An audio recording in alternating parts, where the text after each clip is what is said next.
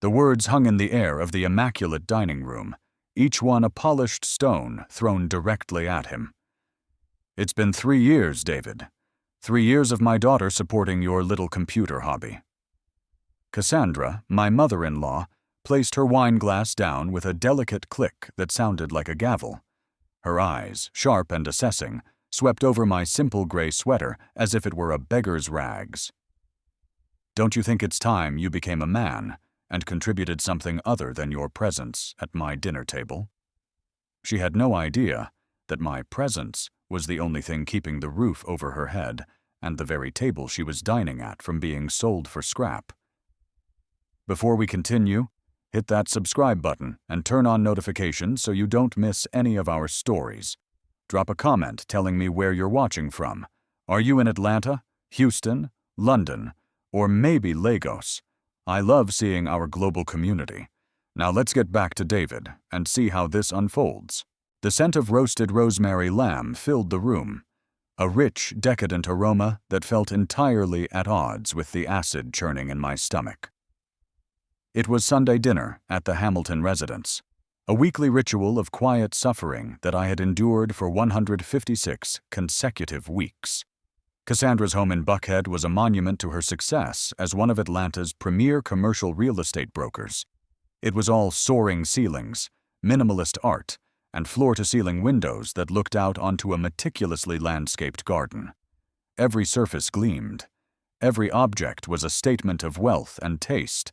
And in the center of it all sat Cassandra, the queen upon her throne, holding court and passing judgment. My wife, Lena, shifted uncomfortably beside me. Her hand found mine under the table, a small, desperate squeeze that was both an apology and a plea for my silence. I gave her fingers a gentle press in return, a silent assurance that I wouldn't break. Not yet. I had learned patience. The last 3 years had been a masterclass in it. "Mom, please," Lena murmured, her voice barely a whisper. It was her standard defense, weak as a spring breeze against a hurricane. "No, Lena, it needs to be said," Cassandra insisted, her voice resonating with authority.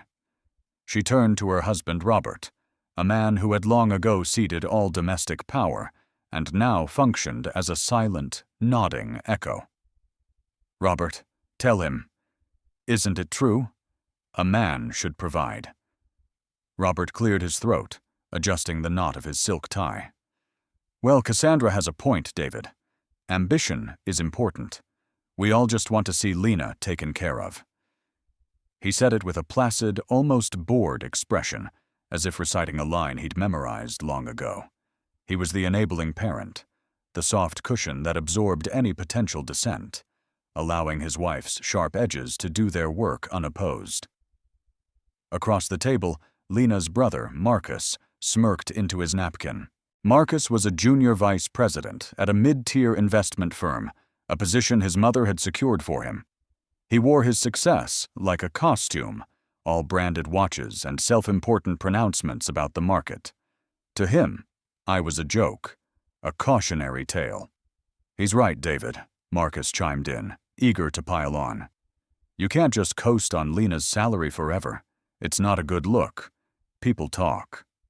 I kept my expression neutral, my gaze fixed on the perfectly arranged green beans on my plate. I had learned to retreat inside myself during these weekly crucifixions. I would focus on a detail, the pattern on the silverware, the way the candlelight reflected off the water glasses, and let their words wash over me. They thought my silence was weakness, shame. They couldn't comprehend that it was control. They were playing checkers, moving their pieces with loud, obvious clicks. I was playing a game they didn't even know existed, a game of chess so long and complex that its opening moves had been made years ago. "I appreciate your concern," I said, my voice even and calm. It was my go-to line, a verbal shield that infuriated them more than any argument. It gave them nothing to fight against. "Concern?" Cassandra scoffed, her laugh sharp and brittle. "David, this is beyond concern. This is an embarrassment. My daughter, a brilliant pharmacist with a 6-figure income, Married to a man who spends his days— what is it you do, exactly? Tapping on your little laptop, hoping to invent the next Flappy Bird. The insult was precise, designed to belittle the years I'd spent coding, designing, and building. They knew I was an app developer. What they didn't know was that my last little hobby had been an enterprise logistics platform that I sold to a German conglomerate for $350 million 2 years before I even met Lena.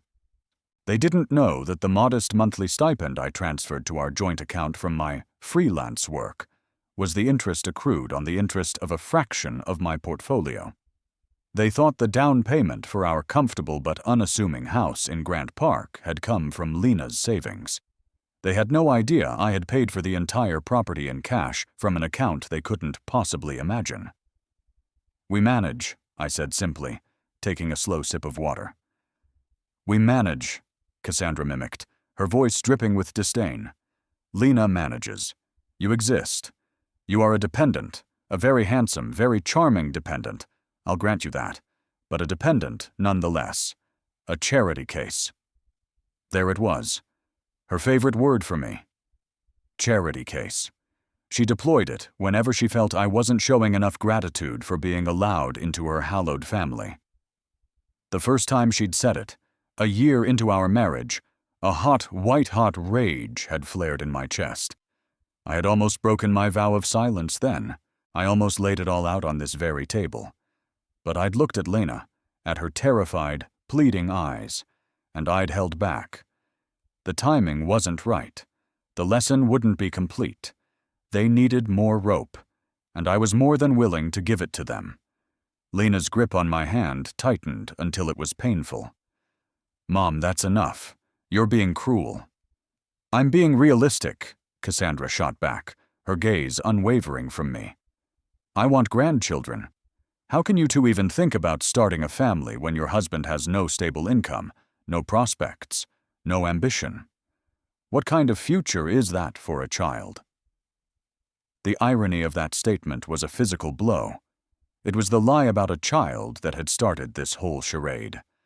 I felt a familiar ache in my chest, a phantom pain from a wound 3 years old. I looked at Lena. Her face was pale, her eyes glistening with unshed tears.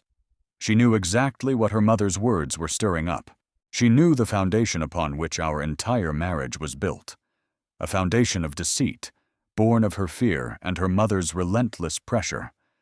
3 years ago, Lena had come to me, tears streaming down her face, a positive pregnancy test clutched in her hand. We had only been dating for 6 months. I was 32. She was 27. I was already deeply in love with her, but I wasn't ready for marriage. Not yet. But the test, the tears, the thought of becoming a father, it changed everything. We were married a month later in a small courthouse ceremony that Cassandra publicly lamented as tragically common. Then, 2 months after the wedding, there was a miscarriage, a devastating, convenient tragedy. I grieved for a child that had never existed. I held Lena as she sobbed with what I thought was grief, but later realized was a mixture of guilt and relief. The truth came out 6 months later, during a terrible argument. She confessed, her body racked with shame, that she had been terrified of losing me. Her mother had been whispering in her ear, telling her I wasn't serious, that a man with no clear career path would never commit. So she'd faked the pregnancy, using a friend's test, to trap me, to secure me. Discovering the lie felt like being pushed out of a plane without a parachute. The betrayal was absolute. I packed a bag. I was gone. I spent a week in a hotel. My world shattered.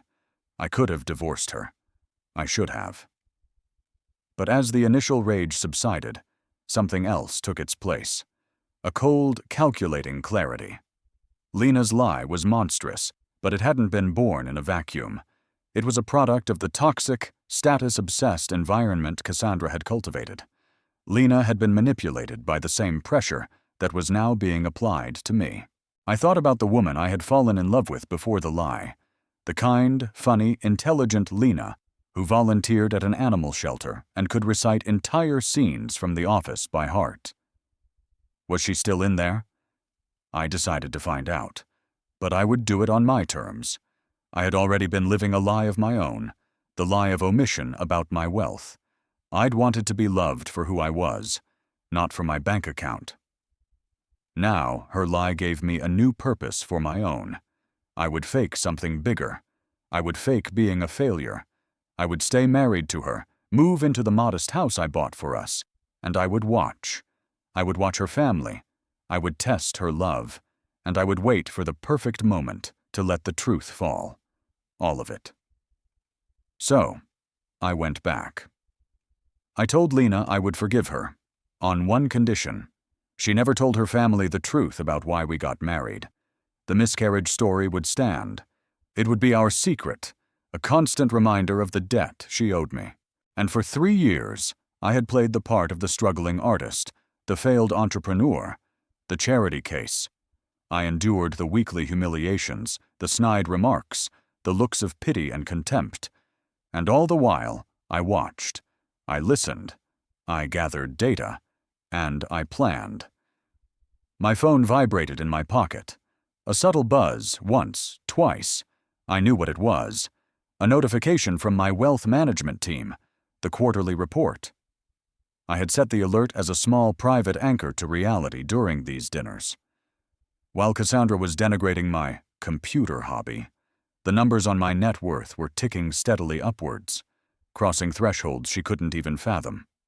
The faint vibration was a reminder of the immense power I held in reserve, a sleeping giant that they prodded and poked with sticks, completely oblivious to the danger. "David, did you hear me?" Cassandra's voice sliced through my thoughts. "I asked you what your plan is, or is the plan simply to continue being a burden on my daughter indefinitely?" I folded my napkin and placed it beside my plate. I looked from Cassandra's imperious face to Robert's passive one, to Marcus's smug grin. Then I looked at my wife. Lena's eyes were pleading with me. "Don't say anything. Just take it. Please." For 3 years, that had been her silent plea, and for 3 years I had honored it. But patience, like any resource, is finite, and mine was running dangerously low. "Actually, Cassandra," I said, my voice quiet but carrying a new weight that made everyone at the table pause. "I do have a plan. Things are about to change, drastically." Her eyebrows arched in mock surprise. "Oh, really? Have you finally decided to get a real estate license? I could probably find a spot for you at the firm. Answering phones, perhaps. Everyone has to start somewhere, I suppose." The condescension was so thick I could taste it. I offered her a small, tight smile. It was the first genuine smile I'd shown at this table in years. It was the smile of a predator that has finally cornered its prey after a long, patient hunt. "Something like that," I said. "You might be surprised. Appearances can be deceiving." I let the words hang there, a cryptic promise that unsettled the comfortable dynamic of the room. For the first time, a flicker of uncertainty crossed Cassandra's face. It was tiny, almost imperceptible, but I saw it. The first crack in the fortress. The game was entering its final stage, and I was the only one who knew the rules. The following weeks saw an escalation in Cassandra's campaign. My cryptic comment at dinner had pricked her ego, and she seemed determined to reestablish her dominance. She started dropping by our house unannounced, her visits always coinciding with the middle of the workday. She'd find me at my desk in the small spare bedroom I used as an office, typing away on my laptop. "Still at it, I see," she'd say, leaning against the doorframe, a perfectly styled picture of casual disapproval. "You know, my friend Gloria's son, the one who went to Georgia Tech, he just took a position at Google. They gave him a 6-figure signing bonus. A bonus, David, for just agreeing to work there. Imagine." I would just nod and keep typing. "That's great for him." Her attacks became more public. At a family barbecue for the 4th of July, she made a grand toast. "To family," she'd said, raising her glass. And to the successful men who support them, like my son, Marcus, recently promoted, and my husband, Robert, who built his own business from the ground up, and to our sons-in-law. She paused, letting her eyes sweep over Marcus's wife's husband, a successful surgeon, before landing on me. Who are also here. The laughter from her side of the family was light, but the insult was a sledgehammer. Lena, standing beside me, flinched as if struck. Later that night, she cried in my arms. "I'm so sorry, David," she sobbed. "I don't know why she's like this. I'll talk to her again." "It's okay, Lena," I said, stroking her hair. But it wasn't okay. And I knew her talking to Cassandra would be useless. It would be like a mouse reasoning with a cat. What I didn't tell her was that I was documenting every slight, every insult. I had a file on my secure server titled The Hamilton Project. It was a meticulous record of the last 3 years, complete with dates, locations, and direct quotes. It wasn't for revenge, not in the petty sense. It was for justification. When the time came, I wanted it to be clear that I hadn't acted out of malice, but as a direct and measured response to their sustained cruelty. The tipping point came not from Cassandra, but from Marcus. He called me one afternoon, his voice slick with false camaraderie. "Hey Dave, my man, got a little proposition for you," he began. "My firm is looking for some seed investments for a new tech startup. It's a sure thing. I thought of you. You're into this tech stuff, right? We're looking for a minimum $50,000 buy-in. I know that's probably a bit steep for you, but I figured I could talk to Mom and Dad. Maybe we could all pool together and loan you the money. Consider it a family investment in your future." The condescension was breathtaking. He was offering to loan me my own money, multiplied by 1,000, to invest in a company that my firm had already rejected for funding a month prior. I had seen the pitch deck. It was garbage. "That's a generous offer, Marcus," I said, my voice dangerously calm. "But I'm going to have to pass." "Suit yourself," he scoffed. "Just trying to help you out. Don't come crying to me when you're still broke in 5 years while the rest of us are retiring." He hung up. I leaned back in my chair, the phone feeling cold in my hand. That was it. The final piece of data I needed. It wasn't just about status or disappointment. It was about a fundamental belief that I was less than them. They saw me not as a person, but as a project to be fixed, or a failure to be pitied. Their help was just another form of control, another way to reinforce their own superiority. My phone buzzed. It was an email from my lead counsel at Archon Ventures, a man named Julian Vance. The subject line was simple: finalized. I opened it. Attached were 2 PDF documents. The first was the updated corporate ownership structure of Archon Ventures, listing me, David Alistair Hayes, as the 92% majority shareholder. The second was the fully executed deed for a commercial property located at 121 Peachtree Plaza in downtown Atlanta, otherwise known as the Archon Tower. The headquarters of Hamilton Commercial Realty, Cassandra's firm, occupied the top 3 floors. If you're already seeing where this is going, hit that like button right now. And comment below. What do you think David should do? Should they reveal the truth or keep watching? Let me know your prediction. Now, what happens next changes everything. I saved the documents to a secure folder and swiveled my chair to look out the window. The sky was a brilliant, cloudless blue. A sense of profound, liberating calm washed over me. The waiting was over. The observation period was complete. It was time to execute the plan. My plan.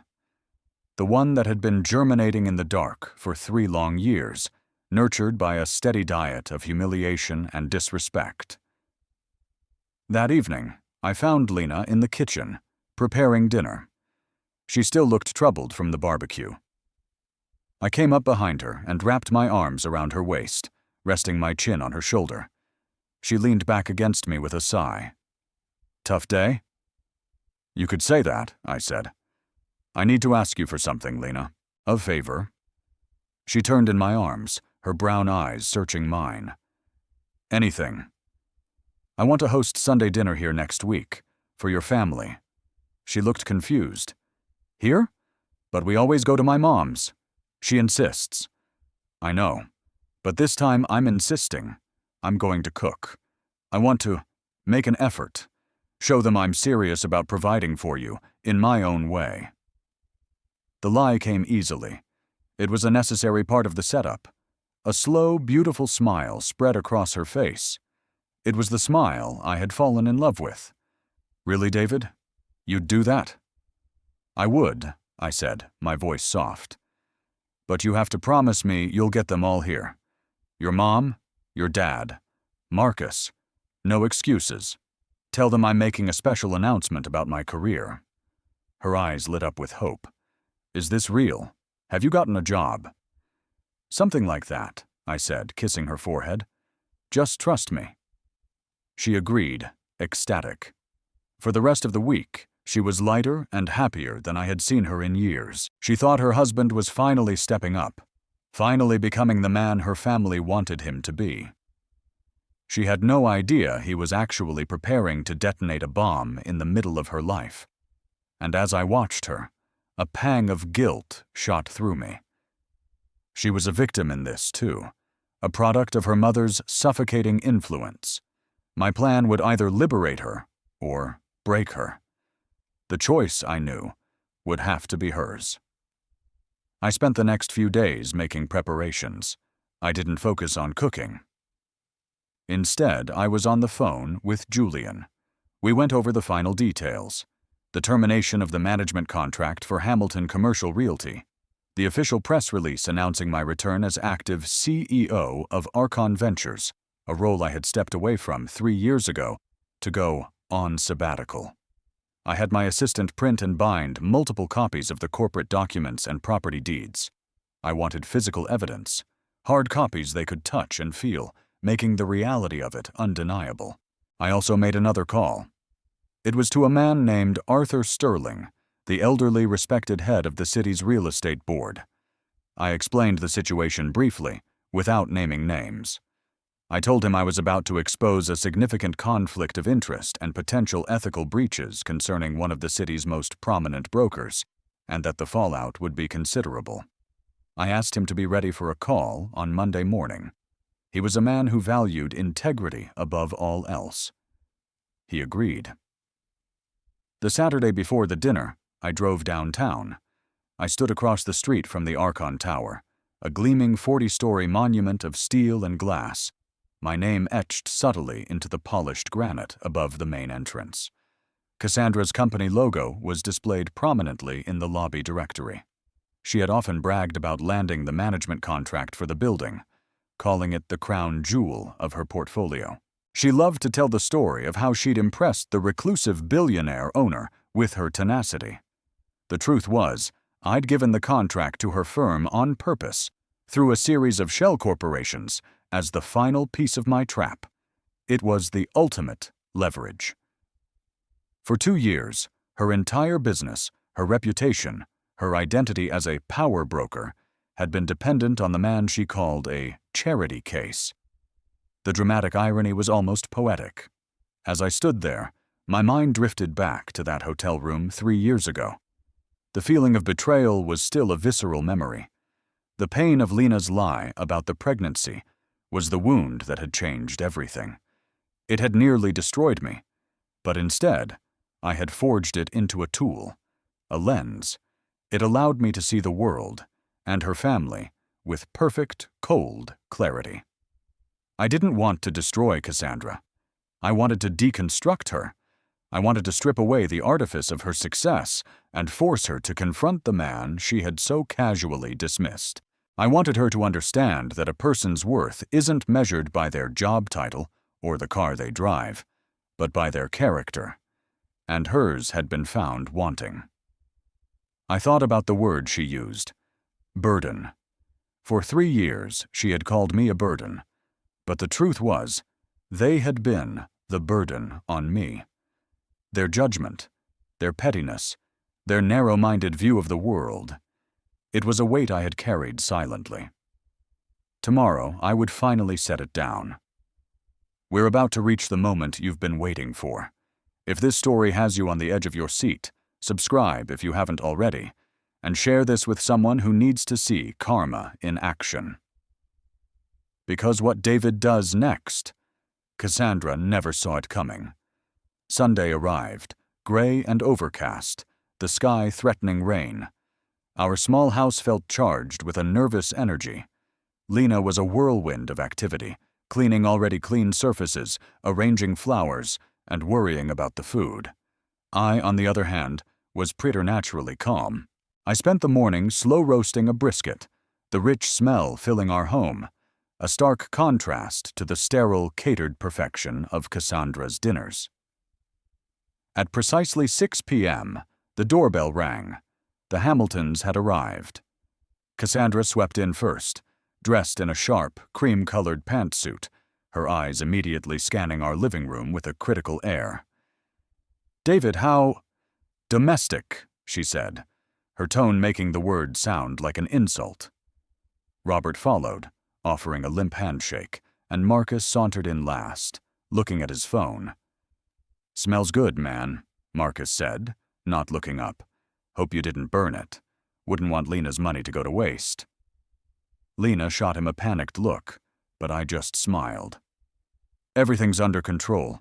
Please, have a seat. Can I get you something to drink?" The dinner itself was tense. They picked at the food, making polite but unenthusiastic comments. The conversation was stilted. They were all waiting for my big announcement, their expectations clearly low. They likely imagined I'd landed some entry-level IT job that they could patronize me about for the next year. Finally, as I cleared the main course plates, Cassandra leaned back in her chair, a look of bored impatience on her face. "Well, David, Lena told us you had some news for us. We're all on the edge of our seats." Marcus chuckled. "Yeah, did you finally sell one of your little apps for a whole $50? I ignored him. I walked over to the sideboard in our dining room and picked up a thick, leather-bound portfolio. It was heavy in my hands. I placed it in the center of the table with a solid, definitive thud. The sound cut through the light chatter. All eyes went to the portfolio. "Thank you all for coming," I began, my voice steady and clear. "I know you've had concerns about my career and my ability to provide for Lena. I wanted to take this opportunity to clarify a few things." I looked at Lena. Her face was a mask of nervous anticipation. I gave her a small, reassuring nod before turning my attention back to her mother. "Cassandra," I said, my voice dropping slightly. "You're in commercial real estate, a very successful broker. Your biggest client, if I'm not mistaken, is the owner of the Archon Tower downtown, correct?"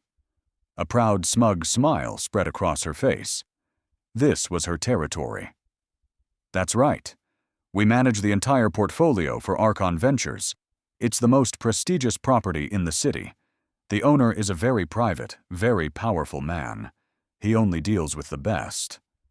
"I'm sure he does," I said. I opened the portfolio. The first document on top was a high-resolution satellite image of the Archon Tower. A beautiful building, 40 stories, 1.2 million square feet of prime office space, valued at approximately $950 million. Marcus rolled his eyes. "We get it. It's a big building. What's your point?" "My point," I said, sliding the photo aside to reveal the next document, "is that you've been operating under some incorrect assumptions." I pushed the document across the table towards Cassandra. It was the official property deed, filed with Fulton County. My name, David Alistair Hayes, was clearly printed under grantee. Silence. Cassandra stared at the paper. She picked it up, her perfectly manicured hands trembling slightly. She read it once, then twice. Her brow furrowed in confusion. This is a joke, right? Some kind of forgery?" "It's no joke," I said calmly. I slid another document out. It was the Articles of Incorporation for Archon Ventures, LLC. And this is not a forgery. I pointed to the line listing the principal owner. Again, my name. I founded Archon Ventures 7 years ago. The name Archon is a nod to my grandmother, whose maiden name was Archer. The company is a tech incubator and holding firm. We have a controlling interest in 17 different tech companies and a commercial real estate portfolio worth approximately $4.2 billion. The color drained from Cassandra's face. She looked from the paper to me, her mouth opening and closing silently, like a fish out of water.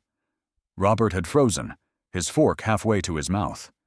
Marcus just stared, his smug expression replaced by one of slack-jawed disbelief. "No," Cassandra whispered. "No, that's impossible. You're nobody." "That's where you're wrong," I said, my voice hardening for the first time. "You just decided I was nobody. You never asked about my past. You never asked about my work in any detail. You just saw my simple clothes and our modest house, and you filled in the blanks with your own prejudice." I then turned to Marcus. "Marcus, you tried to get me to invest $50,000 in a startup called ConnectSphere last week. You might be interested to see this." I slid a third document over. It was the funding rejection letter from Archon's venture capital division, sent to ConnectSphere's CEO. "My team rejected them for seed funding a month ago. Their business model is fundamentally flawed. I saved you from making a very poor investment with your parents' money." Marcus went pale. He snatched the paper, his eyes darting across the page. He looked like he was going to be sick. Finally, I turned my attention back to Cassandra, the architect of my 3-year humiliation. I pulled out the final document. It was a single page, bearing the Archon Ventures letterhead. "You called me a charity case, Cassandra. You called me a burden. For 3 years, you have publicly and privately humiliated me. You've done it in your home, and you've done it in mine. You judged my worth based on a deliberate performance I was staging for my own reasons."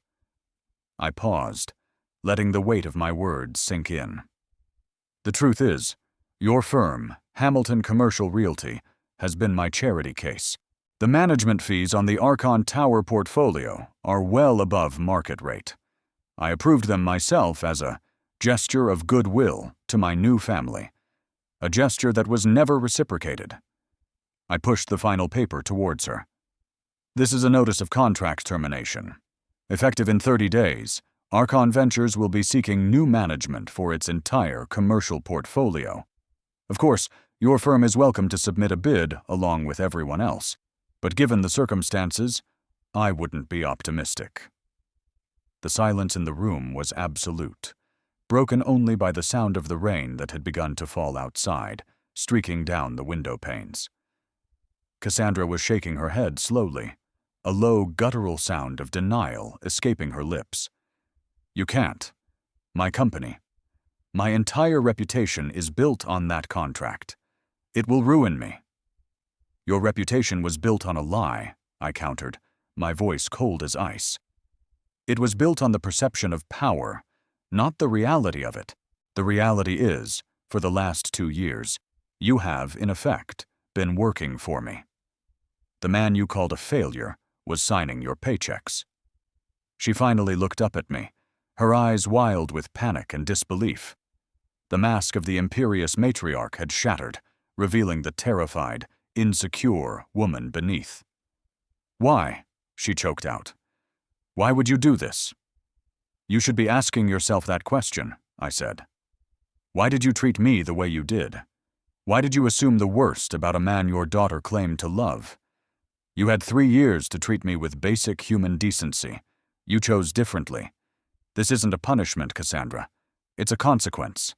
It's simply the truth, revealed." Then all eyes turned to Lena. She had been silent throughout the entire revelation, her face a pale, unreadable canvas of shock.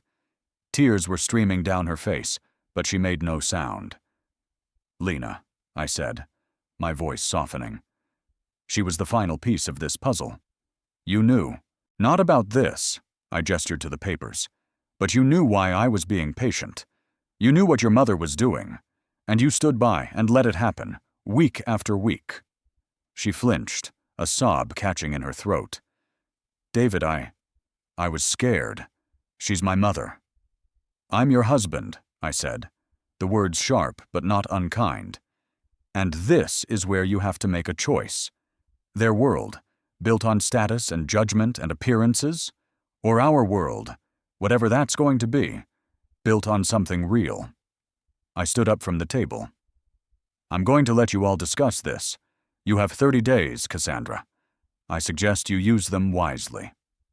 With that, I turned and walked out of the room, leaving the wreckage of their world scattered across my dining room table.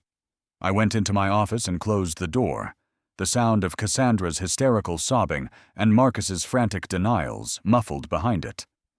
I stood at the window, watching the rain wash the world clean. I didn't feel triumphant. I didn't feel vengeful. I just felt free. The weight was gone. The performance was over. Whatever happened next, it would be real. The screaming started a few minutes later.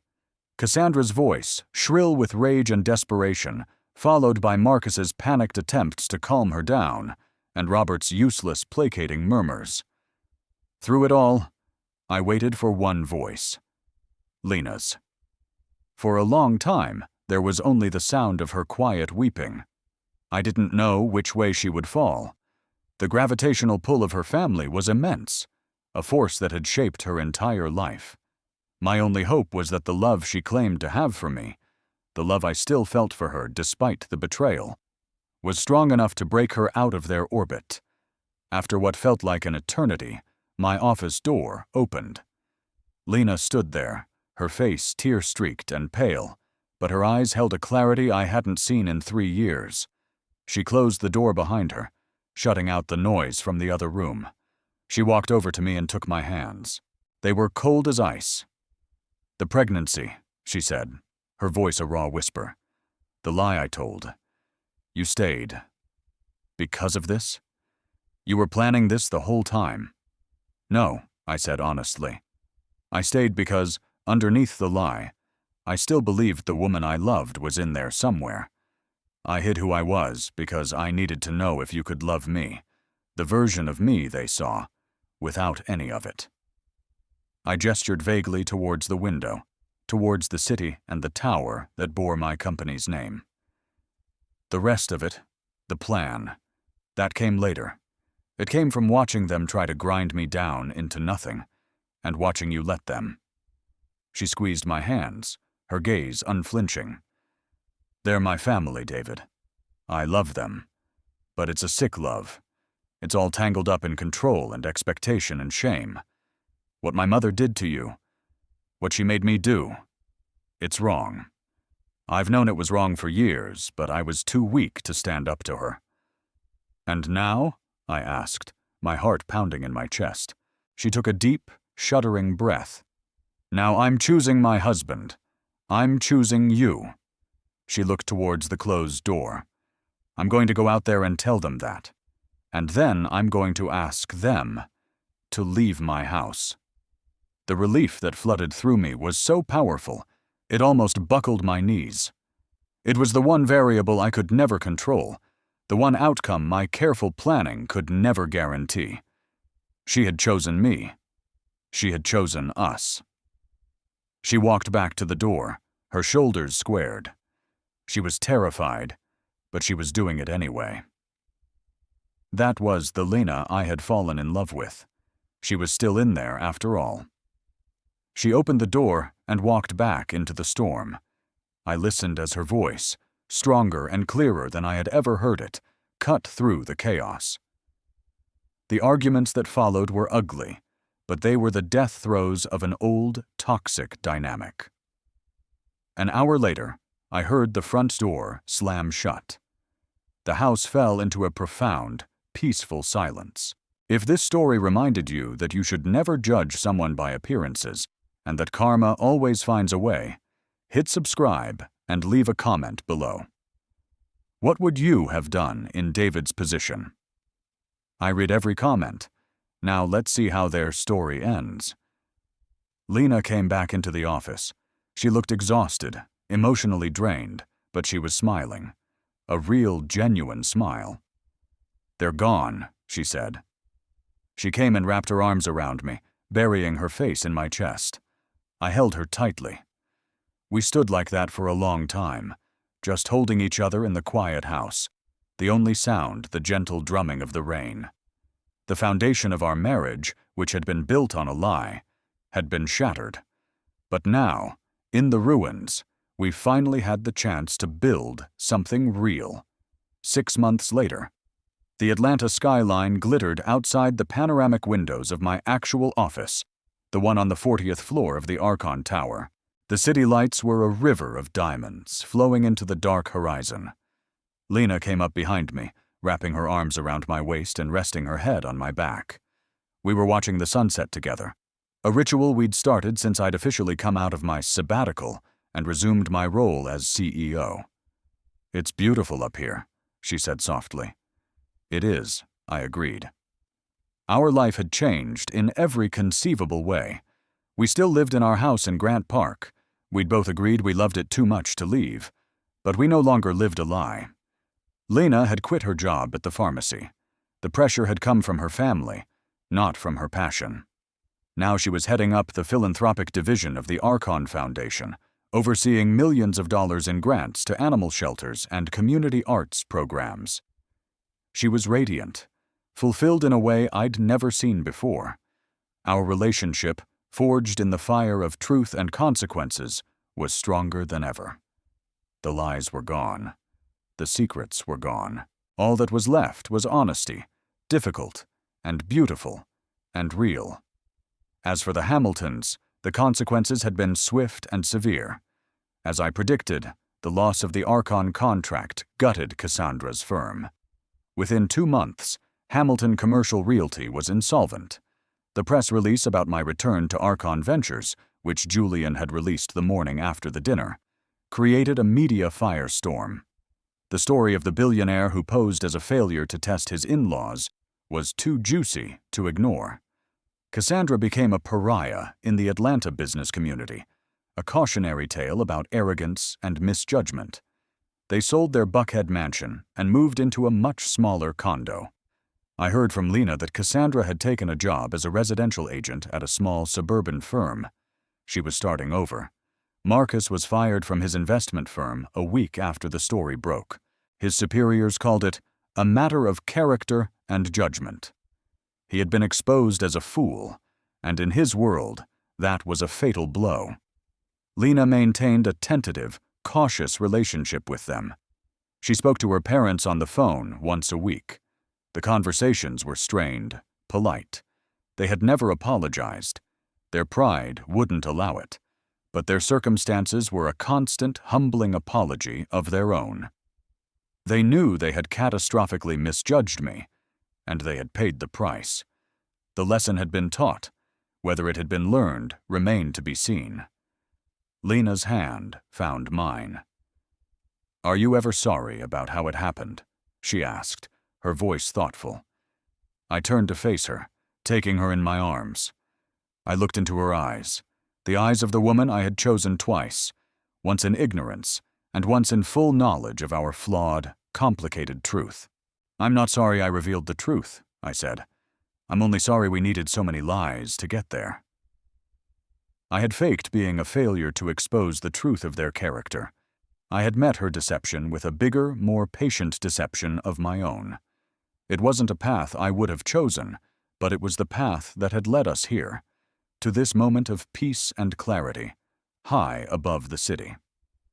My worth was never defined by their opinion of me. I had always known my value. The long, painful lesson of the last 3 years was for them, not for me.